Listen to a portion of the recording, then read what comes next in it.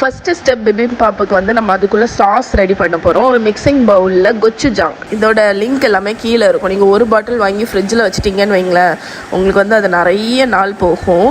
So கொச்சுஜாங் கொஞ்சம், garlic, இது வந்து ரைஸ் வினிகர், இது இல்லைன்னா நீங்கள் நார்மல் வினிகர் இல்லைன்னா ஆப்பிள் சைடர் வினிகர் யூஸ் பண்ணலாம். சுகர் கொஞ்சம் போட்டுக்கோங்க. இதுதான் டோஸ்டட் செசமி ஆயில், இதோட லிங்க்குமே கீழே கொடுக்குறேன். அது மெயின் ஃப்ளேவரிங். அப்புறம் காஷ்மீரி சில்லி பவுடர் கலருக்கு, எள்ளு, அதை போட்டு நல்லா மிக்ஸ் பண்ணிட்டீங்கன்னா இதுதான் நம்மளோட பிபிம்பாப் சாஸு. இப்போ ரைஸுக்கு வந்து நான் உங்களுக்கு தெரியும், இந்த மாதிரி ஏஷியன் டிஷ்ஷுக்கெல்லாம் இந்த ட்ரை கலர் ரைஸ் யூஸ் பண்ணுவேன். நீங்கள் நார்மலாக நம்ம வீட்டில் குக் பண்ணுவோம் தெரியுமா, அந்த சாப்பாட்டு அரிசி, அது கூட நீங்கள் யூஸ் பண்ணிக்கலாம். இதை நான் வந்து 1/2 கப் அரிசிக்கு 1 கப் தண்ணி ஊற்றி நான் வேக வச்சுட்டேன். ஓகே, பிபிம்பாப்பை பொறுத்த வரைக்கும் நீங்கள் வந்து எந்த வெஜிடபிள்ஸ் வேணாலும் ஆட் பண்ணிக்கலாம். ஸோ நான் வந்து என்கிட்ட இருக்கக்கூடிய சில வெஜிடபிள்ஸ் எடுத்து வச்சுருக்கேன். மஷ்ரூமு, 2 கலர் கேப்சிகம், இதில் வந்து கலர்ஸ் தான். ஸோ நிறைய கலர்ஃபுல்லாக நீங்கள் ஆட் பண்ணிக்கலாம். பாலக்கீரை, கேரட்டு, அப்புறம் ஒரே ஒரு குக்கும்பர் எடுத்து வச்சுருக்கேன். இதில் நீங்கள் வந்து யூஸ்வலாக அவங்க மீட் யூஸ் பண்ணுவாங்க, அதுக்கு நீங்கள் சிக்கனோ இல்லைன்னா வெஜிடேரியன்னா டோஃபு இருந்தால் டோஃபு ஆட் பண்ணிக்கலாம். அதுக்கப்புறம் உங்கள் இஷ்டம் தான், zucchini ஆட் பண்ணலாம், ரேடிஷ் ஆட் பண்ணலாம், கேபேஜ் ஆட் பண்ணலாம். ஓகே, ஸோ நான் வந்து என்கிட்ட இருக்கக்கூடிய வெஜிடபிள்ஸ் மட்டும் நான் எடுத்து வச்சுருக்கேன். கொஞ்சம் அந்த மீட் சப்ஸ்டிடியூட்டுக்கு வந்து நான் வந்து மஷ்ரூம் யூஸ் பண்ணுறேன்.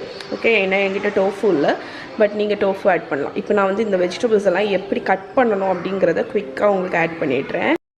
இந்த டைமில் உங்களுக்கு பிபிம்பாப்னா என்னன்னு சொல்லிடுறேன். பிபிம்பாப்ங்கிறது வந்து ஒரு கிட்டத்தட்ட ஒரு ரைஸ் பவுல் மாதிரி. ஓகே, ஸோ ரைஸ் வந்து கீழே வைப்பாங்க, அதுக்கப்புறம் சாட்டே பண்ண வெஜிடபிள்ஸ், மீட்டு அதெல்லாமே மேலே அழகாக கலர்ஃபுல்லாக அரேஞ்ச் பண்ணிவிட்டு ஒரு சாஸ், அந்த சாஸ் தான் மெயினே. அது வந்து இந்த கொரியன் ஃப்ளேவர்ஸ், கார்லிக்கெல்லாம் நிறைய போட்டு அந்த எள்ளு எண்ணெய், டோஸ்டட் செசமி ஆயில், அதுதான் மெயின் ஃப்ளேவரிங்கு.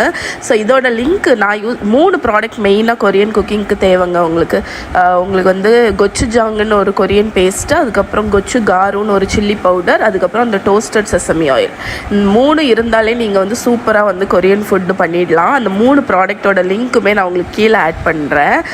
நீங்கள் வாங்கி வச்சுக்கிட்டீங்க அப்படின்னா நீங்கள் வந்து எந்த ஒரு கொரியன் ஃபுட் நான் ஷேர் பண்ணுறதும் நீங்கள் ஈஸியாக பண்ணிடலாம். ஓகேயா, இப்போ நான் என்ன பண்ணுறேன்னா, வெஜிடபிள்ஸ்லாம் கட் பண்ணதுக்கப்புறம் கீரையை கொதிக்கிற தண்ணியில் போட்டு 30 செகண்ட் வச்சுட்டு அது நல்லா இப்படி சுருங்கிடும். அதை வந்து சாதா பச்சை தண்ணியில் போட்டு நல்லா கூல் பண்ணிவிட்டு அதை அப்படியே ஸ்குவீஸ் பண்ணி எடுத்துட்டேன். ஸோ இது வந்து கீரை, இப்படி பண்ணும்போது கீரை வந்து பிரைட் க்ரீன் கலரில் இருக்கும்.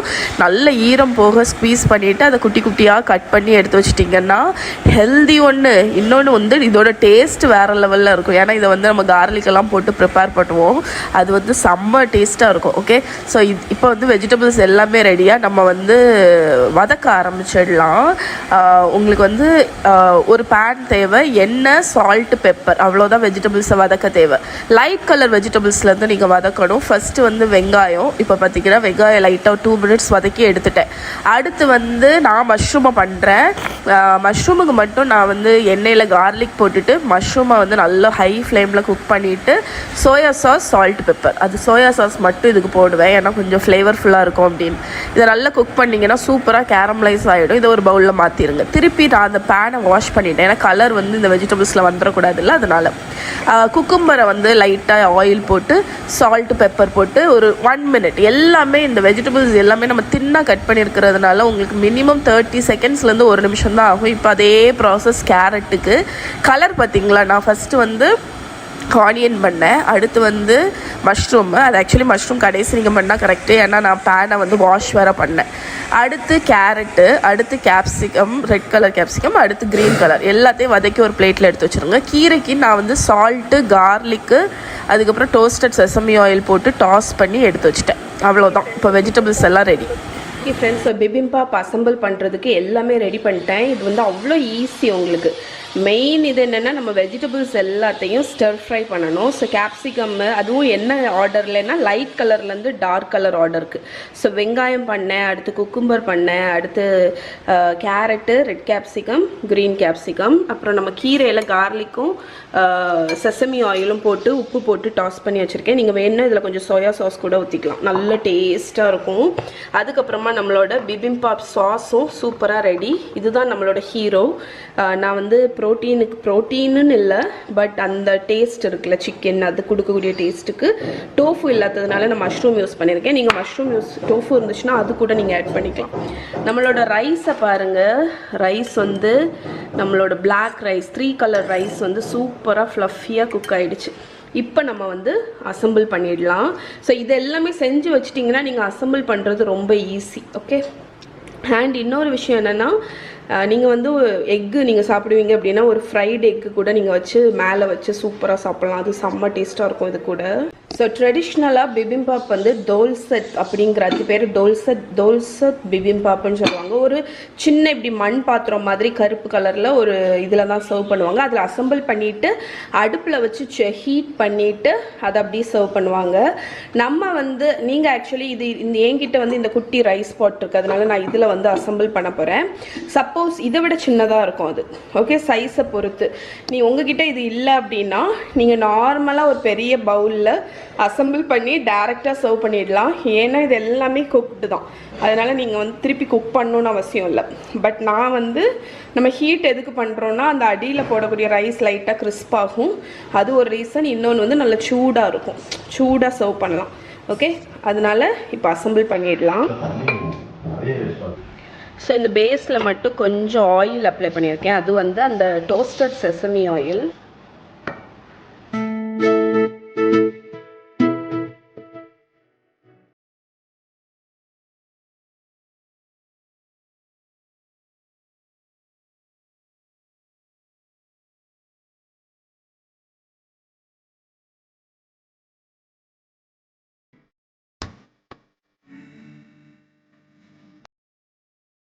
ஸோ இங்கே பாருங்கள், நம்மளோட டோல்செட் கம்ப்ளீட்லி வெஜிடேரியன் பிபிம்பாப் ரெடி ஆகிடுச்சு. இப்போ நான் வந்து இதை அப்படியே எடுத்து அடுப்பில் வச்சு கொஞ்ச நேரம் ஹீட் பண்ணிவிட்டு அப்படியே சர்வ் பண்ண வேண்டியதான். ஸோ நம்மளோட பிபிம்பாப்பை நல்லா ஹீட் பண்ணிவிட்டு வச்சுருக்கேன். ஸோ இதை வந்து எப்படி சாப்பிட்ணுன்னு பார்த்தீங்கன்னா நல்லா மிக்ஸ் பண்ணி சாப்பிட வேண்டியதான். இந்த சாஸு எல்லாத்தையும் மிக்ஸ் பண்ணி சாப்பிட்ணும்.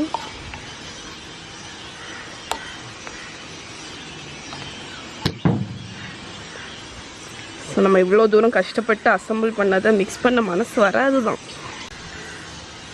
ஸோ பாருங்கள் ஃப்ரெண்ட்ஸ், செம்ம டேஸ்ட்டாக இருக்கும். இதை கண்டிப்பாக ட்ரை பண்ணி பாருங்கள்.